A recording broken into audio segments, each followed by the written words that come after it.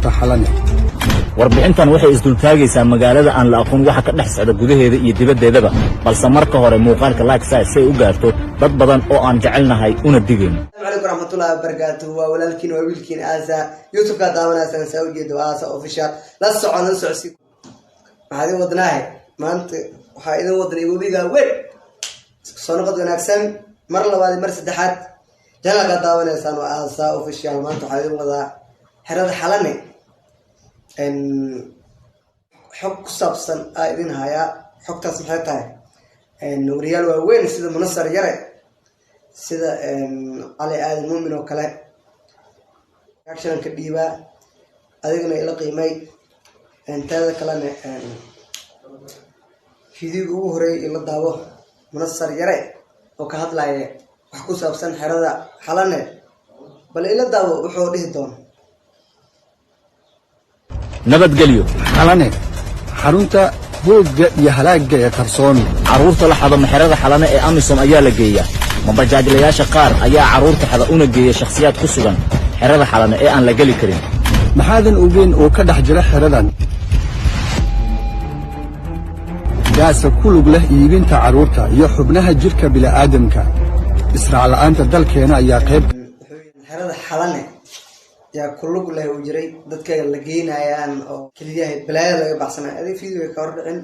video ka xiga la daawo ishaada ku macalina wada xarunta xalane warbixintan waxay isdultaagaysaa magaalada aan la aqoon waxa ka dhex socda gudaheeda iyo dibaddeedaba balse marka hore muuqaalka like si ay u gaarto dad badan oo aan jecelnahay una digeen. xarunta xalane Amisom waa dawlad ka dhex samaysantay Muqdisho waxa degan hay'adaha aan diiwaan gashaneen hawshoodana aan la ogeyn waa meel xiran qofna aanu gali karin xitaa madaxda dawladda taasi waxay ka dhigtay in caruurta la qaranayo iyo kuwa kaliyaha iyo beerka lagala baxayo iyo kuwa la dhoofinayaba inaysan cidna ka war helin sida ay xooyiri dawladda xataa ma geli karaan madaxda dawladda xataa ma geli karaan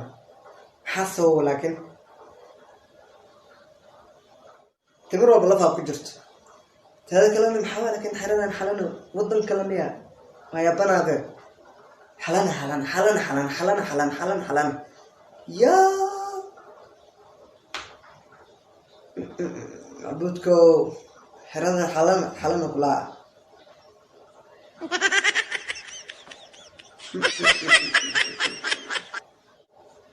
داو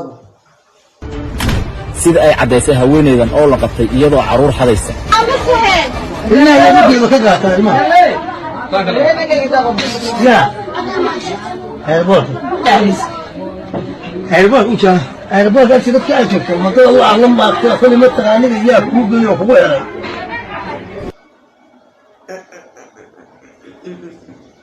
البركة كوبي كلها حرد حلنا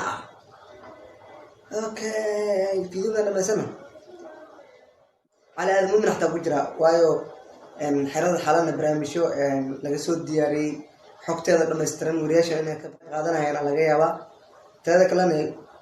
xariifkan kale oo igu cusub yaano ma garanayo wallahi billaah la daawo video-ga xiga la daawo qatarta weyn ee dadku aysan ku baraarugsaneen ee ka jirta magaalada Muqdisho kuna saabsan caruurta la waayo ama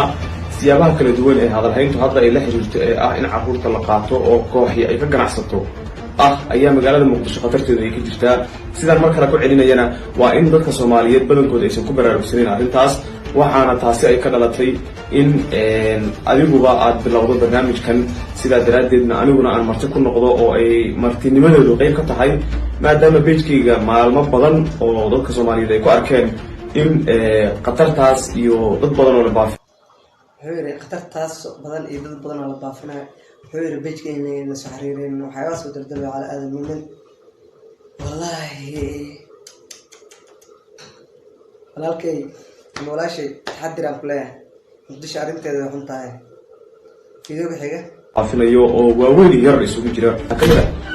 gabar Soomaaliyeed oo la ii sheegay in iyadoo la arkayay inay mooto ka raacday jidka warshadaha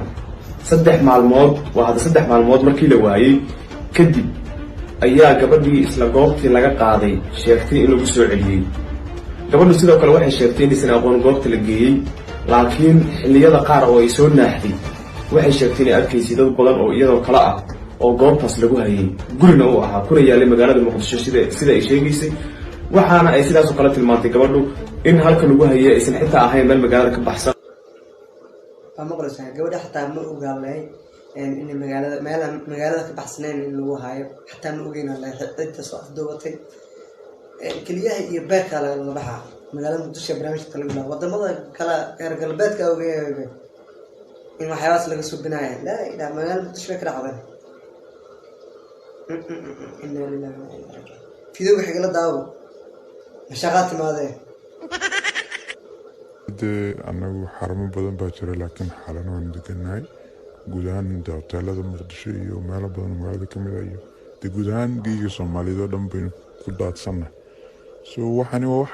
iska jira dunida dhan bay ka jiraan laakiin weli dadka soomaaliyeed baan moodaa in maaragtay